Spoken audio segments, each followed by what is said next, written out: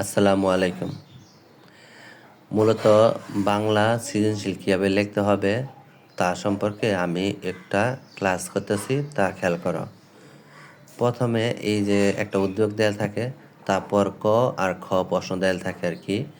ক মূলত এখানে মুখস্থই লিখতে হয়। এটা মেন বইয়ের উদ্দীপকের থেকে মানে মেন বইয়ের যে রিডিংটা দেওয়া থাকে এটার উপর ভিত্তি করে সংক্ষিপ্ত আকারে প্রশ্ন দেওয়া থাকে, এটা মুখস্থ আকারে লিখতে হয়।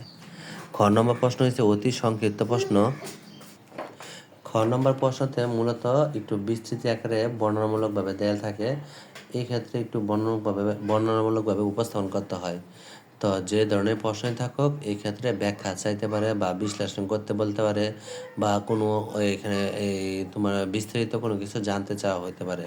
এটাও মূলত মেন বই রিডিংয়ের উপর ভিত্তি করে দেয়া থাকে। এই ক্ষেত্রে তোমাদের অবশ্যই মেন বই রিডিংটা পড়তে হবে, এমনকি এই জ্ঞানমূলক প্রশ্নগুলা অনুধাবন প্রশ্নগুলা গাইডের পিছনে এক্সট্রা দেওয়া থাকে, এইগুলো খেয়াল করতে হবে। এরপর যে অংশটা দেওয়া থাকে তা হলো গণনা প্রশ্ন, বিভিন্নভাবে বা বিভিন্ন আকারে দেওয়া থাকে। অবশ্যই তোমাদের প্রশ্নগুলো বুঝে দিতে হবে, এই ক্ষেত্রে মুখস্থ করাটা বোকামি হবে।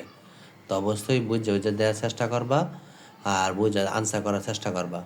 তো মূলত তিনটা ভাবে এটা উত্তর করতে হয়। তো এই গণনা প্রশ্নতে অবশ্যই তিনটা ধাপে তিনটা পর্যায়ে দেওয়া থাকে, তো এটা একটু ভালো করে খেয়াল করবা। প্রথমে প্রশ্নটা পড়বা, প্রশ্নটা পড়া বোঝার চেষ্টা করবা প্রশ্নতে চাইছে কি বা প্রশ্ন কি বোঝাতে চাইতেছে আর কি।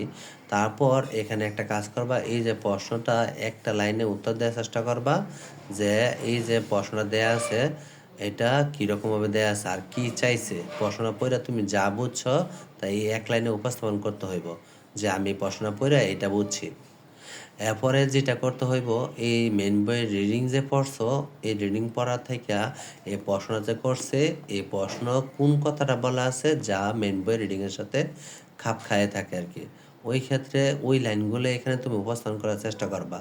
আরও সহজে বোঝার উপায় হলো বিভিন্ন প্রশ্ন একটা অধ্যায় থেকে কম করে হলো 6টা বা 7টা সৃজনশীল দেখবা। বিভিন্ন ধরনের সৃজনশীল দেখার ফলে তোমার অভিজ্ঞতা বিভিন্ন ধরনের হবে। এই ক্ষেত্রে বিভিন্ন ধরনের ধারণার উপর ভিত্তি করে উপস্থাপন করতে পারবা।